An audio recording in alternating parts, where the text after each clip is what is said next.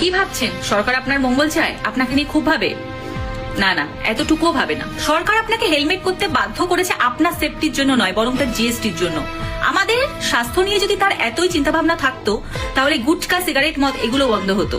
সরকার প্রতিনিয়ত গ্রামগঞ্জে অ্যানাউন্সমেন্ট করে চলেছে প্লাস্টিক বর্জন করো, তার পরিবর্তে কাগজের থলে ব্যবহার করো, এতে মাটি দূষণ কমবে। সে যদি মাটি নিয়ে এতটাই সচেতন হয়, তাহলে প্লাস্টিকের প্যাকেটগুলো এখনো কেন ব্যান করছে না?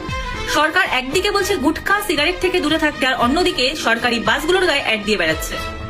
সরকার খুব ভালো করেই জানে যে কোল্ড ড্রিঙ্কস এর মধ্যে কত পার্সেন্ট চিনি থাকে, যার আরেক নাম বিষ। তা সত্ত্বেও কেন সেই কোল্ড ড্রিঙ্কস বাচ্চাদের জন্য ব্যান করা হচ্ছে না? কেন? জিএসটি আসবে বলে? সরকার যদি সত্যি জনগণের মঙ্গল চাইতো, তাহলে সবার আগে মাই ড্রিম 11 এর মতো ব্যাটিং অ্যাপগুলো ব্যান করা হতো।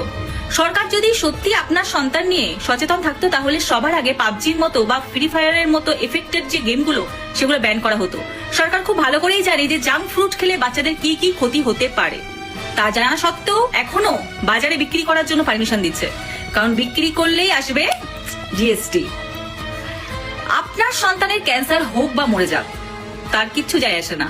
আর অন্যদিকে আপনি ভাবছেন বা আপনি বলছেন সরকার আপনার মঙ্গল চায়। মানুষের বেঁচে থাকার প্রধান উপাদান হলো জল। সেই জলের উপরে 18 থেকে 20% ট্যাক্স লাগাতে পারে। সে কি করে আপনার মঙ্গল চায়?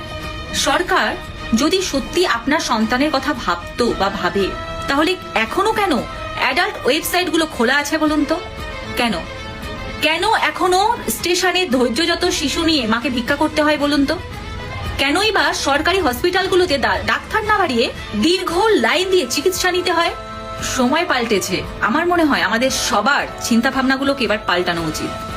ভালো থাকবেন, টেক কেয়ার।